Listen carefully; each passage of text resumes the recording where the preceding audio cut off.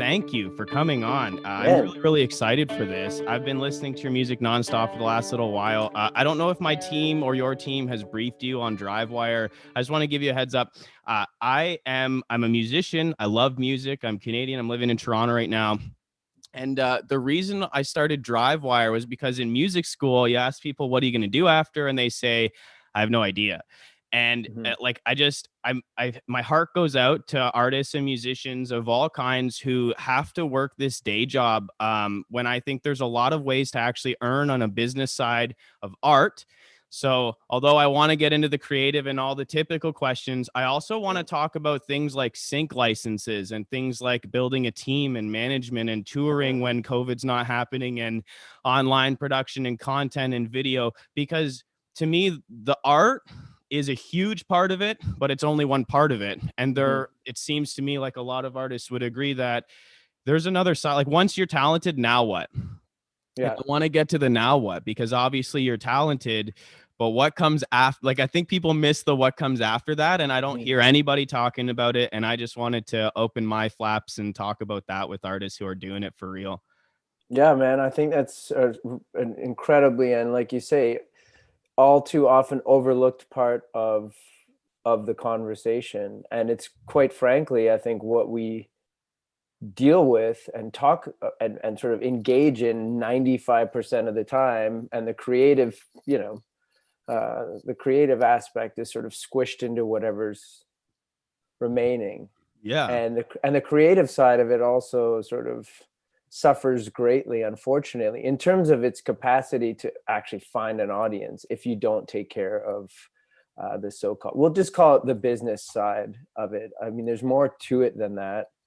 And it's more personal than that, too. And I don't think it has to be. But I think one of the early misconceptions and fears among, again, let's just talk musicians, because otherwise we have to say the word artist. Keep it music. Yeah, I don't want to say the word artist for the next, I like the word, but we'll talk about musicians for now. Please. I think the fear is that the business, there's this natural sort of suspicion about the business side of things, and that's where this idea that you brought into it of a team is extremely important. They are going to act, for the most part, unless you're incredibly self-sustaining and self-sufficient, they're going to act as your mediators, as your interface into that business world. And you have to know that they are representing you, that they're creating opportunities for you, that they're sort of finding opportunities where you don't see them yourself. And that when they speak about you, they speak with the same passion that you would of your own music. And I think that until you find those people, then you don't have your team. Yeah, I love that you said that they speak of it with the same passion that you speak of with your own. How are you finding those people? Like, is it just a matter of you're doing your regular life when COVID's not on and you're touring your heart out, and someone says, "Hey, I could do this for you," or are you deliberately searching out people? Yeah, I think I have to look back a little ways, because I'm not engaged in that. No, I'm always engaged in that process of trying to find people, trying to find champions, to sort of take our latest offering and again, bring it to people the way I want it to be brought to people, not just sort of, I'm not okay with just anything, and I'm not okay with just any form of business. I think each person draws their own boundaries as to, again, how they want to be represented. And that's extremely important to me. But I have to look back, 25 years, maybe more, till my manager and I started forming, like you say, the team. And that happened in a bar. I don't know if these things still happen in bars. Do bars even exist anymore? Exactly. I don't know. I mean, we're talking about the COVID reality, but I mean, even in 2019, is business still being conducted in bars? Well, it did in the 1990s, or it was in the 1990s. And I used to hang out at this bar that was a dance club 6 nights of the week, but one night of the week they had this Britpop night, and it was called Angels. And our gang, it was about 1994, and we had a gang of about 8 people, and there was another gang of 8 people, and we all kind of dressed up like our favorite, British sort of rock and rollers. And eventually we just merged our 2 tables of 8 people and became a big table of 16 people. And one of those guys was this guy, Dave Spencer. And, we became really close friends over the course of a couple of summers. And I was like, I play in a band. And he said, oh, well, can you play me some of your demos? And I played him a demo. He's like, oh, I like it. It sounds like a couple of bands we like. Sounds like Primal Scream, Stone Roses. And he's like, do you have a manager? I was like, no. And he said, well, do you want one? I said, well, have you ever managed a band before? He said, no. But I get free. I'm going to work for Legal Aid Ontario when I finish university. I'm going to have free long distance phone calls and access to a fax machine. So I was like, man, those are 2 heavy credentials for a managerial candidate. You've got the job. And Dave's been our manager ever since. So Super cool. I don't want to say that it was like this big professional headhunting search for the perfect manager, but he has been, and I think part of getting back to what we were saying before, that part of why Dave's such a great manager for me is because he knows our music as well as we do. Not just the business side he's learned as a matter of sort of professional necessity over the years, but he can talk about our music the way I want it to be talked about, and that's always the first step to me, because he'll sit in a room with you and he'll get you excited about it the way I want you to feel about yeah it. The excitement is key. Is Yeah. that what you're aiming at? Is the excitement? That's how it's, because you keep saying they talk about the music how I want them to talk about the music, and I'm wondering, how do you want them to talk about the music? I mean, they'll go into details about it that I won't discuss. Cool. I don't like talking about my music, to be honest with you. Really? I don't like, well, not in detail. I don't mind having a sort of glossed over, vague conversation about it. Oh, you like it? Okay, good. But I don't want to go sort of start pulling it apart. But Dave will, be, oh, listen to this part. I love the way this happens, and he starts to sort of create connections when people are listening to it, and sort of setting them up for what they're about to hear. And I think that's, if you're a musician, that's your primary objective, is to have your music, again, brought to the table, brought to other listeners in the best possible light. And so for me, that was always a key part of the business side of it, as you say, was to find those people. I love that too. And you know what? Like you said, I don't like talking about my music in depth, and I'm like, what musician doesn't like that? But then the way you explain it is like, dude, I don't want to tear apart. Like, I don't want to go in nitty gritty in the stuff that I'm creating. It's going to ruin the vibe. I don't want to turn it into something I don't like. So to have someone who's not creating, who can just do that is beautiful, because then you don't have to, you're just like, here, can you just do this, get people stoked? And I love that you found that. And as quote unquote unprofessional as you're calling it, I think doing, like, meeting someone where you do your work is pretty professional. It turns from 8 people to 16 people, and you're there. So maybe I should introduce who I'm actually talking to, because we got straight into a conversation.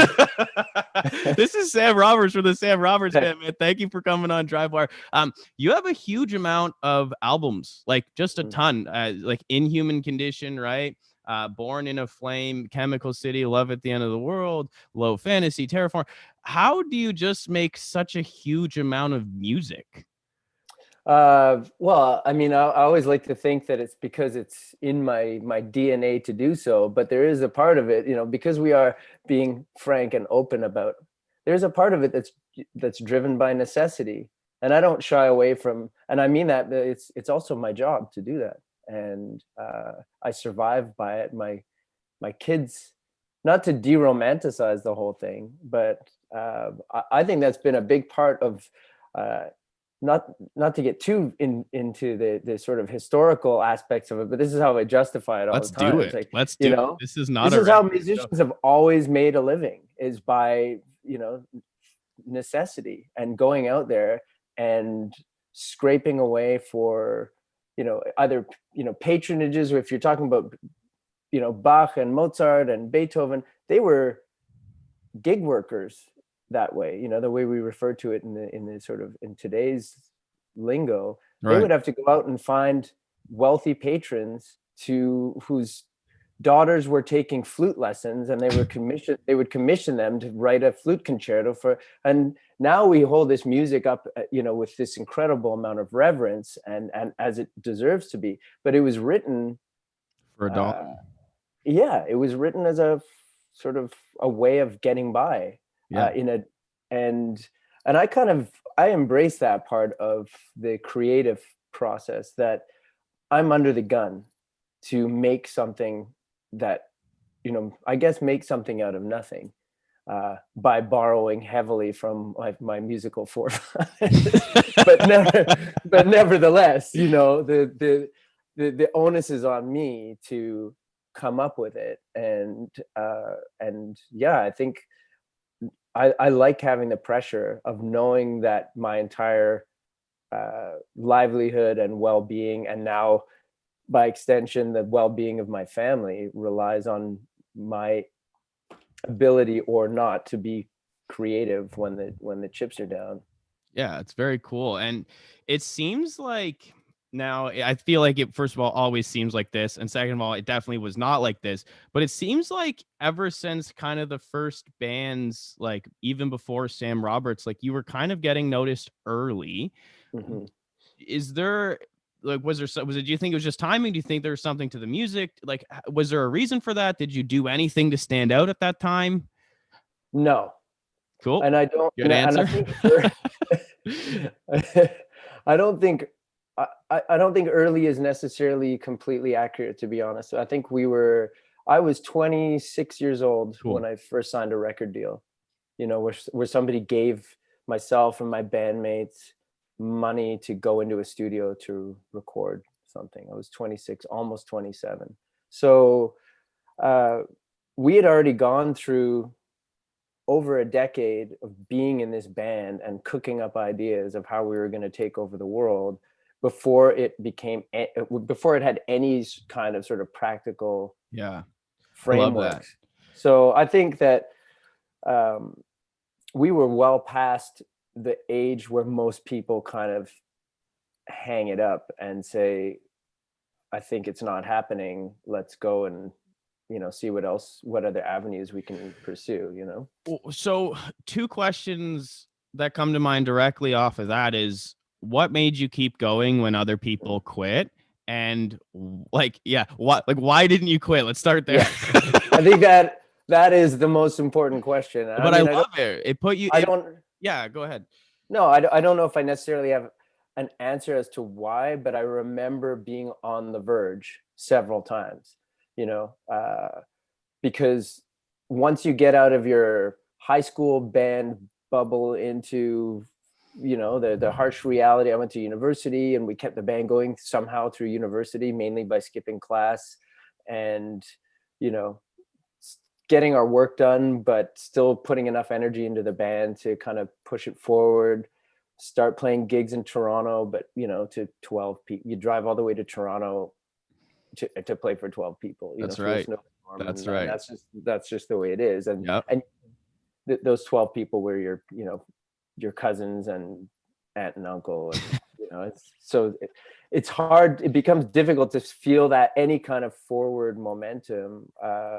So really what you're latching onto is this some kind of strange cosmic sense of purpose, for lack of a better term. It's a vocational endeavor, and by that, you know, it's what we call a calling. And I think you have to believe that about it in order to get over those sort of dead end moments. I completely agree with that. When your parents say, like, I don't know, they're trying to be encouraging, they're like, now we know you love your music, and we of course we think you're very talented, but don't you think it's time to start thinking? And fortunately, my parents weren't overly like that. I think they were concerned, especially Right. when I was 20.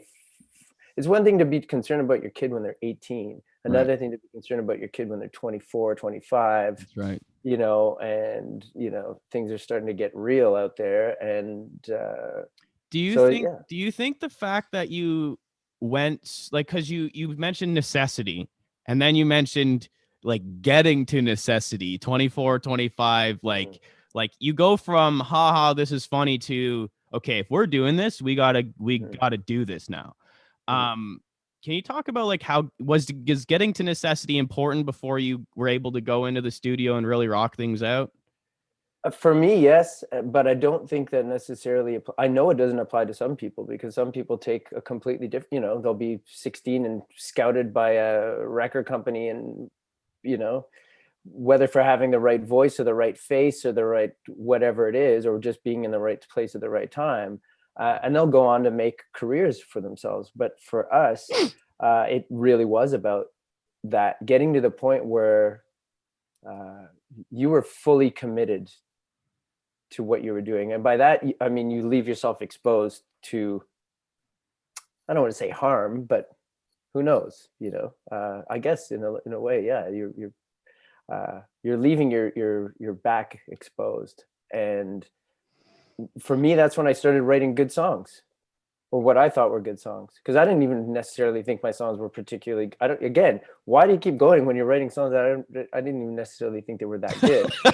I thought that's a whole other element, And but yet here you are. yeah, but there was something in them that made me think that it was worth chipping away at the process, creatively speaking, as getting them closer and closer. But I really do feel like it was around about, yeah, 23, 24, 25, What where I years would started have to that write good. been? I don't know, geez, that would have been 1997, So like late 90s. yeah, I'd say, from about 96, 7, Got uh, you.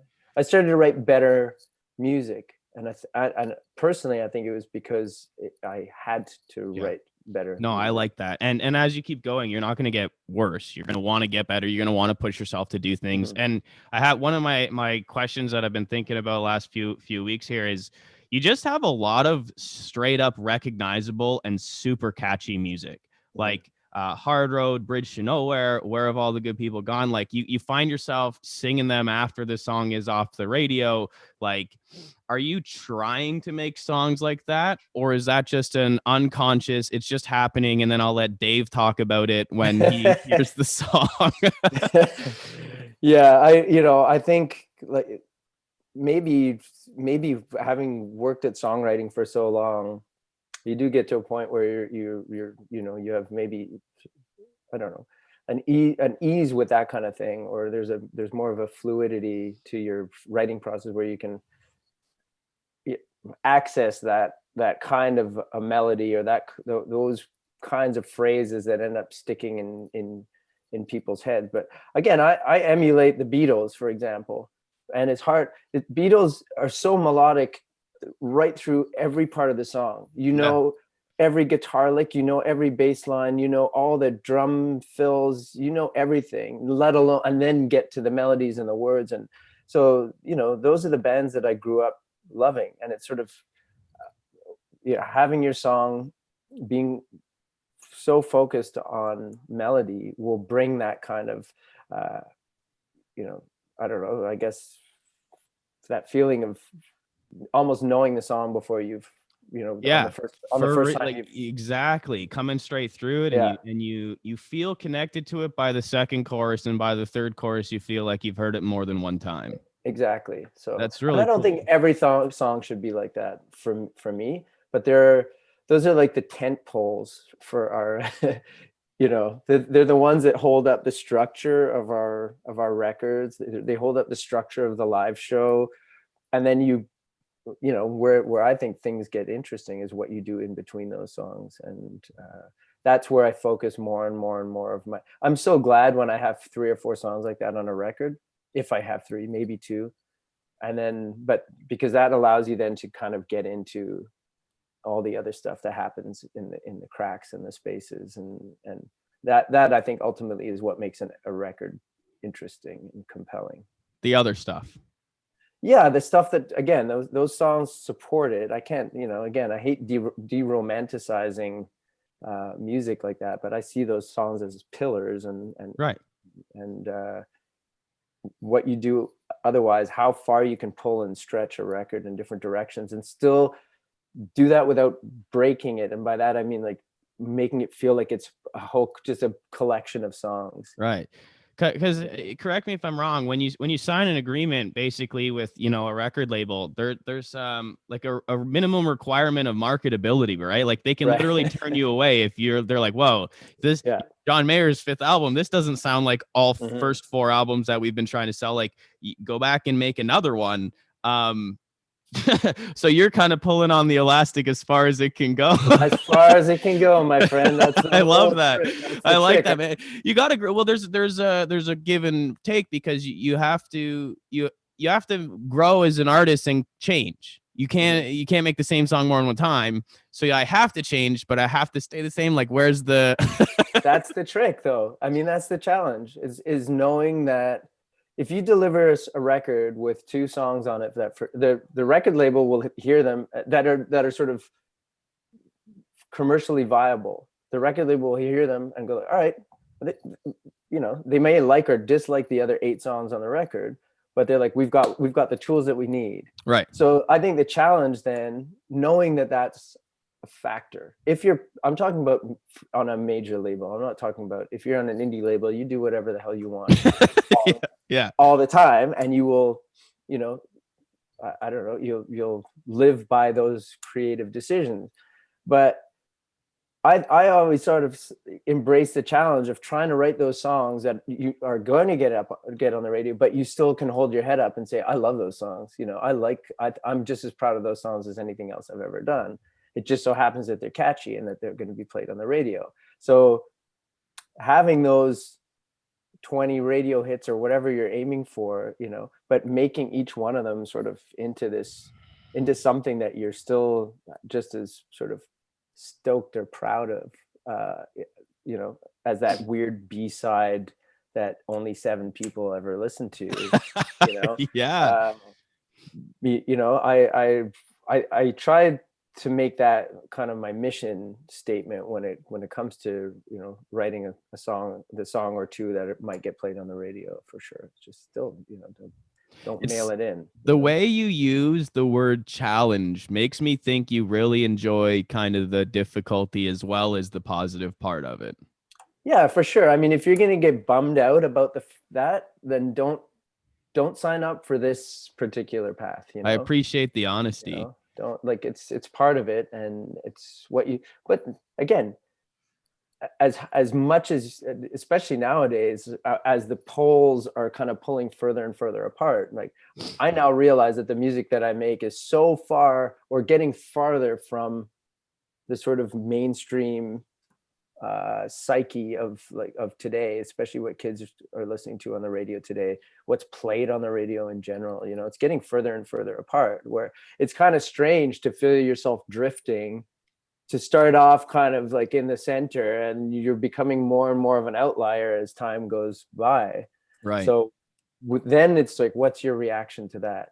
Do you just throw out all the stops to try to kind of right the ship and bring yourself back, or do you kind of enjoy the drift and see whether you can still keep the ship afloat, while you're kind of going off on a wild, now a tangent. That's again. right. The further away it seems, now I haven't gone through this, but it seems just from hearing you talk, kind of the farther away you would get from that center, maybe the fewer fans, but the more dedicated those fans would become. As they're like, no, this is the music that I want. Forget that mainstream horseshit. I want that. Like, I love that, man. And I can see that definitely taking off with songs as melodic as yours. All of Us just came out, right? In October 16th. Yeah. Is there going to be an album along with that? I was trying to find an album. I couldn't find the album itself. Is it just a single? What's going on? No, the album is out. 100% It is out. Yeah. It is okay. 100%. available. Wicked You're cool. gonna I'll have to check you that out. definitely have to My check Google's that out. broken. Yeah, your Google has stopped working on October 16th, you I know, guess. but no, the album is out. It's a full record. Love it. Love it. People can find it obviously everywhere, you know, It's on all the Spotify, iTunes. Right. streaming avenues and So vinyl, you know, it is on vinyl. it's on vinyl. I love that. So I wanted to ask you, I have it back here. We mentioned Spotify. So this is a major change in the way that artists have been paid in the last little while is moving to Spotify. And we've been there for years now. And since they've got such a small, let's say, payout per spin, what do you think a new artist should do? Where should they focus their attention? Should they be trying to get as many spins as possible for the attention and then, you know, pair that with some marketing or some merch or some gear, or what do you think someone should do?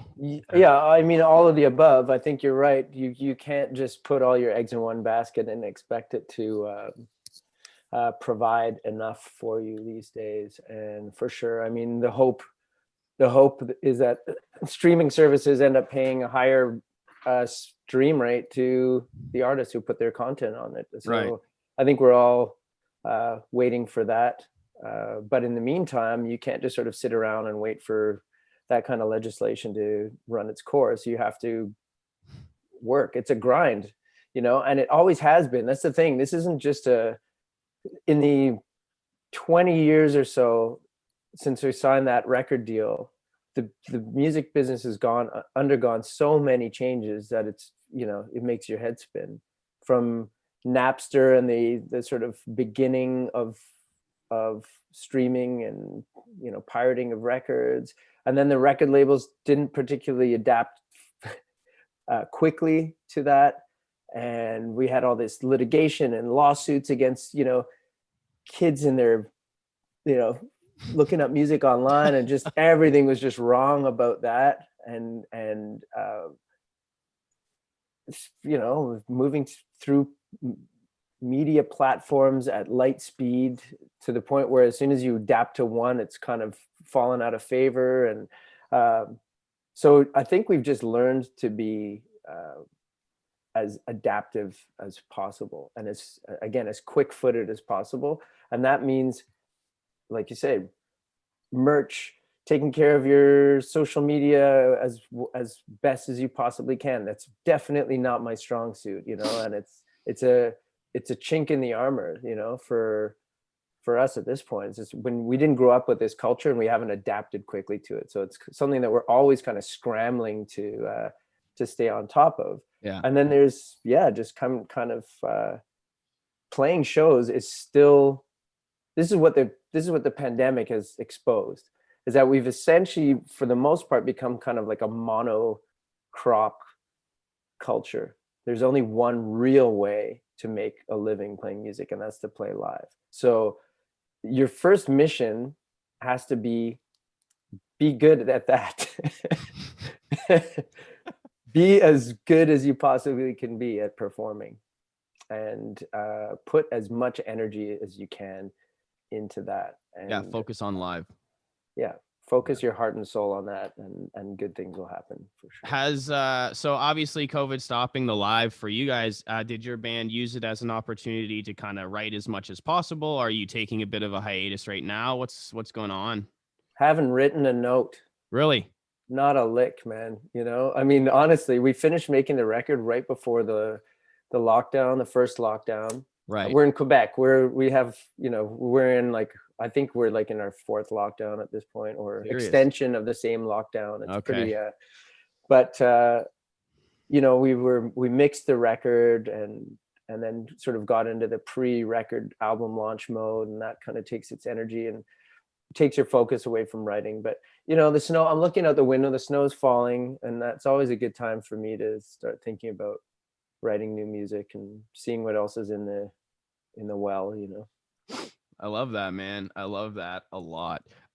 You mentioned social media. Have you really used it a whole lot? You said kind of we didn't grow up like that. Like it's not your strong use it, suit. man. We use it. You know, we post. Just get I'm Dave not to gonna do post my breakfast, and I'm not like a, you know, I'm not a rabid sharer. Right. And I think that is a huge problem when it comes to social media. If you don't feel the urge to divulge every detail of your life, Right. you don't crave that kind of interaction or that kind of affirmation from people, then, you know, you've hamstrung yourself in terms of its effectiveness. Yeah. And so we're, you know, we're battling along, and I think the busier we are as a band, the more kind of actual legitimate content we have to put up on social media. I don't mind that kind of stuff. You know, hey, we're on tour in Calgary. Here's what we're doing today, you know, but I'm not going to post like walking the kids to school every day, you know, just because that's actually what I'm doing all the time. You know, I mean, it's like when you're desperate, it's like post something about the dog, put the puppy on, you know? Yeah, that's awesome. It does kind of allow an audience to feel like they know you, even if they don't. But at the same time, like, I personally am someone who does like my privacy. Like, I don't want everyone knowing that I'm walking the kids to school today all the time. Like, it is a little strange. So I feel you 100%. But just with the lockdown, I was wondering if you guys had said, hey, we got to get serious about this, or not. I watched an interview with you and Mr. Strombolopoulos a little while ago. It was quite a while ago, like 6 years, 2014, 2013. But it was mentioning the Olympics using broken teeth. So again, in an effort to help educate the crowd on, look, this is another way that music can pay you real dollars. Are you making an active effort to shop these things around for sync licenses, or is that another part of your team that's doing this for you? How did it get? Did the Olympics come to you and say, hey, broken teeth hockey, let's do this? How did that happen?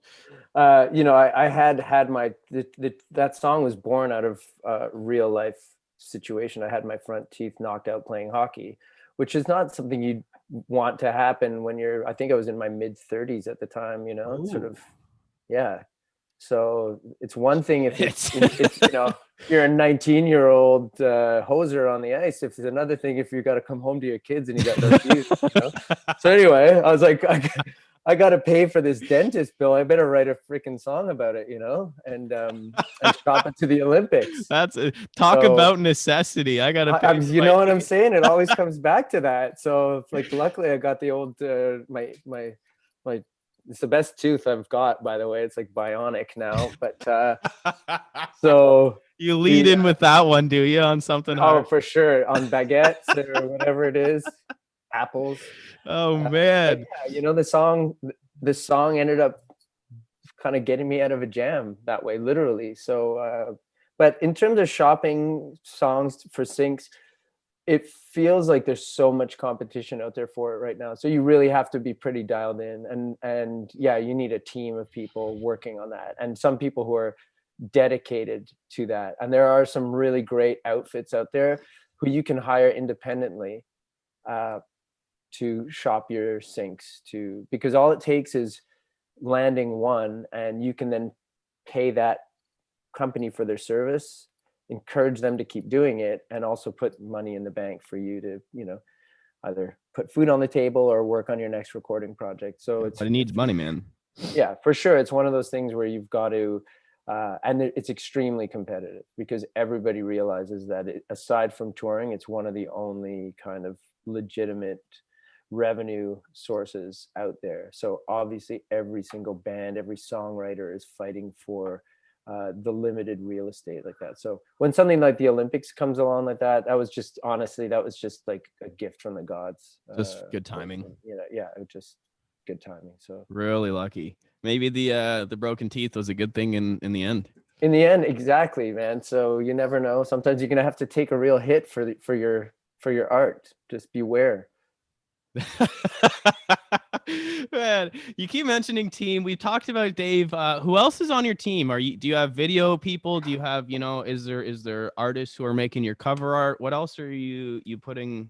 Yeah, I mean, we have two managers, Dave, and who's been there since the beginning, and Jen, who keeps Dave in check too. So I mean, you've got to have checks and balances. It's a lot like a government agency, you know. So and then artwork and things like that, you really, I think, is one of the most fun and interesting parts of the whole thing. It's just going out there and finding people who you're drawn to the work that they do, and try to get them involved and try to get them interested in what you're doing. So, this record, for all of us, we had a local Montreal artist jump on board, and yeah, just keeping your eyes and ears open for new things.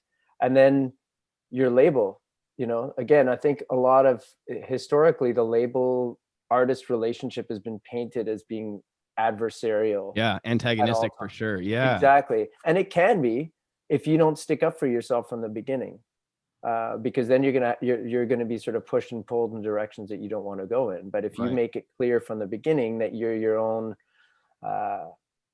boss when it comes to the music that you're going to make, but that you can deliver. Obviously, you have to still perform, you still have to deliver the goods. But because of that, we always had we were on Universal for 20 years, and we had nothing but positive relationship with them.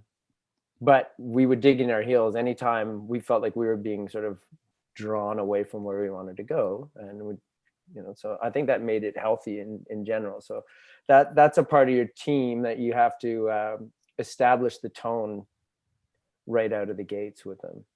And yeah, I mean, the list goes on from there. We don't have your crew, like who you tour with is extremely important, because they make the shows happen, so that you can focus your energy on playing instead of all the other nuts and bolts things that have to happen. But you also have to realize that you're together as a family, and anybody who's been on a long family road trip knows that those things can go horribly wrong. Is there a story there? Oh my God. I don't know where would I even start with that, but no, we've been super lucky with our crew and even your bandmates, that's the team too. Like, it's not like everybody has to be sort of, you don't want to be preaching to the choir all the time. You don't want to just have people say, yes, yes, yes. Oh, that's great. Oh, that's great. Oh my God. You need people to push you and challenge you, but ultimately you have to love those people, and you have to love playing with them, and you're going to be spending a lot of time with them. So probably the most important relationships that you have and that you need to keep healthy are the ones with your bandmates. 100%. Have you found any strategies to do that, or is it just straight up tough love and all honesty the whole time? Yeah, I think we're pretty. I grew up with we're 5 in the band, and our keyboard player Eric and bass player James. We went to high school together, and I've known James since we were 3 or 4 years old. So there's no, we don't have to hide. We don't have to hide behind diplomacy necessarily. If there's a problem, like, we get it out in the open as soon as possible.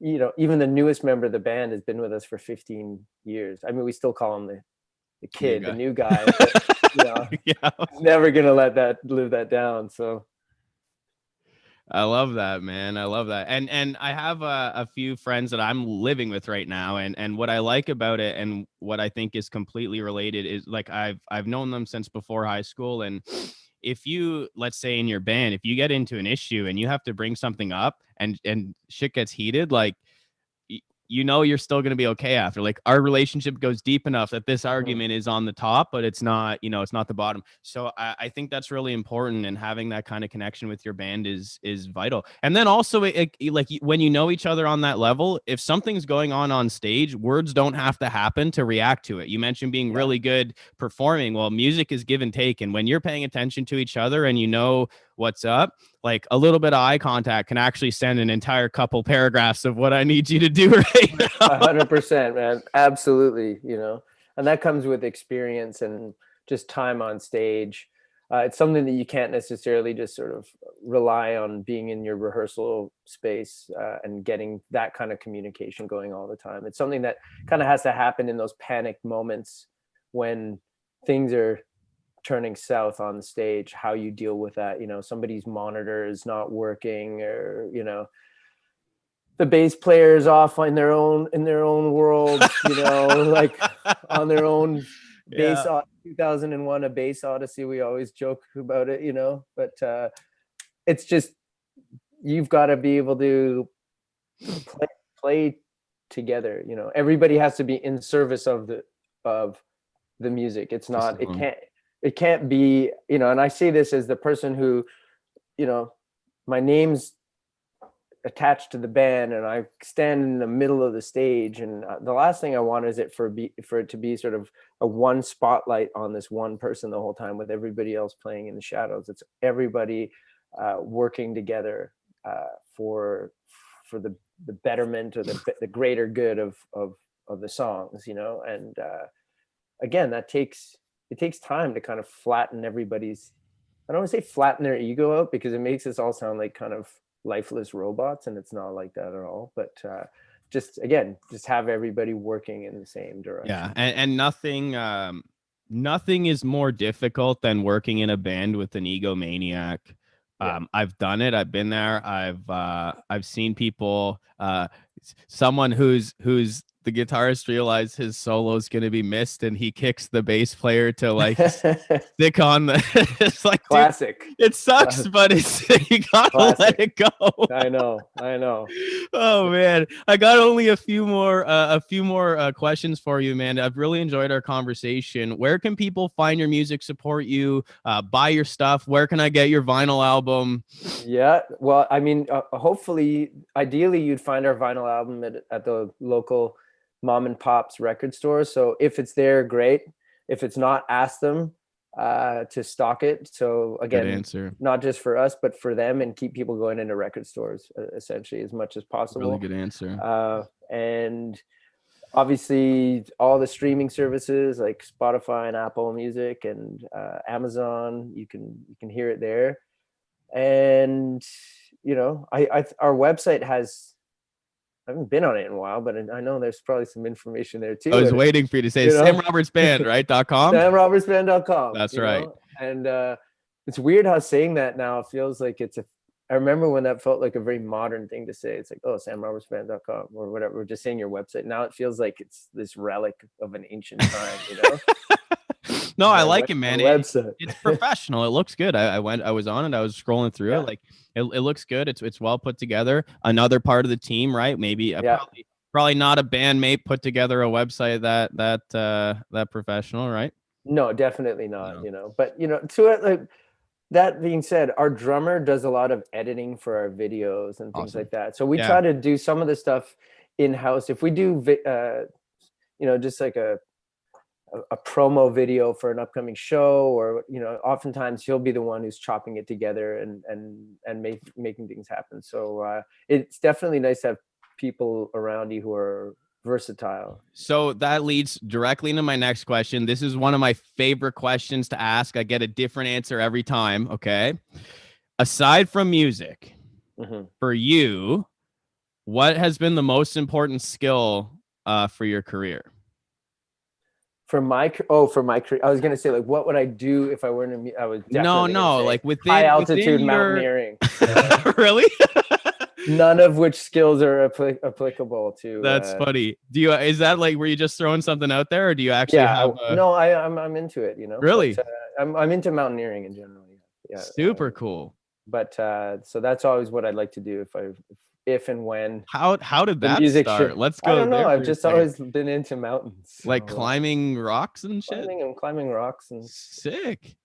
Ice and Who'd have known it?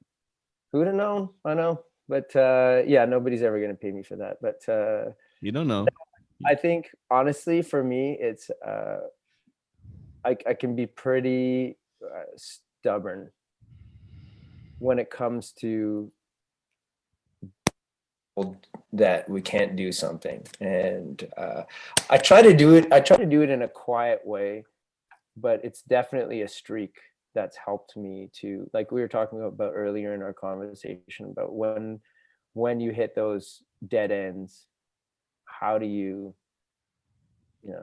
get around them or through them, or under them or whatever it is. And that, I don't think of myself as a stubborn person until I find myself being stubborn, I'm like, oh shit, I'm being stubborn right now, you know. But it's kind of what you need to have in your It tool sounds like bag. it served you. I feel like it has, you know, and you need it in your bag of tricks for You sure. do. You To also need it. It seems like if you're the advocate, let's say between your band and the label, like you need to be able to stand your ground and be stubborn and say, no, no, no, Mhm. this was what we Yeah, spoke about at this table, a year ago. Why isn't that happening? And hold yourself to that ground, stand your ground. This is important. yeah, definitely. You know, I think it's one of those things where it's easy to get bamboozled and pushed around. I never want to say by people who mean you harm, but it just, you know, again, it is a business too, and you have to be pretty thick-skinned. That's another thing, you know. We're assembling like a superhero, like a music superhero, you know. It's like part stubborn, part thick-skinned, you know. Take part Our blue diplomat. tights. Exactly. You know, and it's true. You have to a lot of people in of the creative sort of cut from the creative cloth are sensitive. It's why you write music in the first place. But you also can't take everything personally. You know, you can't take rejection personally.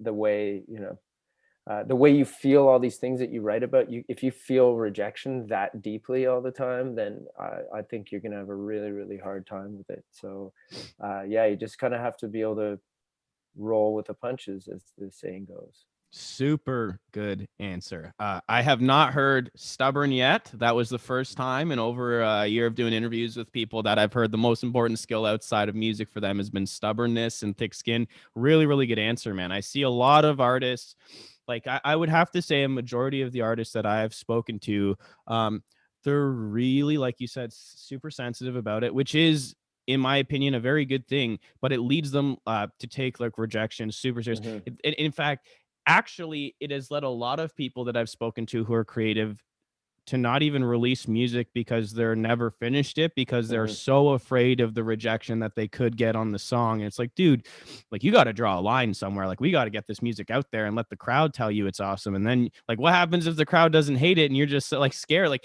you can't hide from it forever, man. So I think that's a really good answer.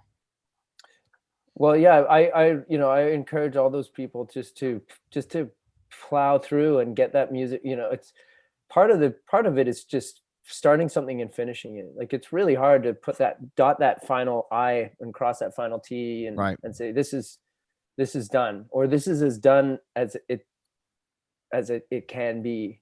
And then don't be afraid to put out, you know, we just put out a record after we hadn't put out a record in almost 4 years.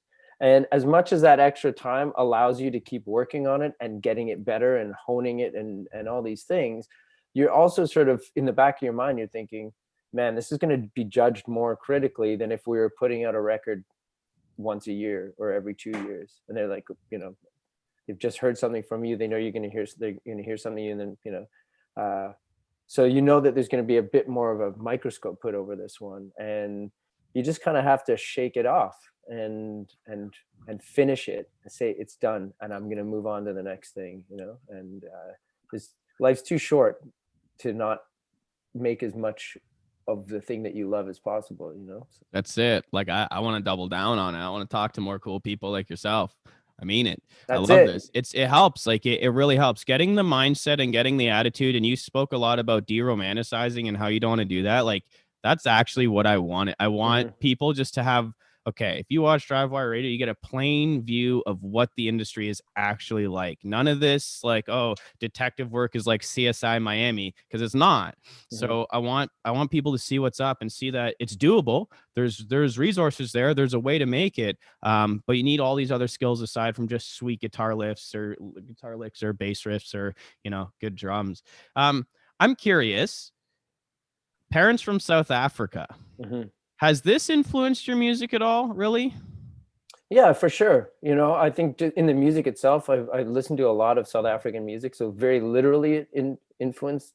Very cool. So it You know, has been super direct. yeah, they're what I listen to on a daily basis. You know, I listen to a lot of the way I play guitar is definitely influenced. The way I feel about rhythm and melody, also very much influenced by it. But then there's also, your parents have come from another country, and you're growing up,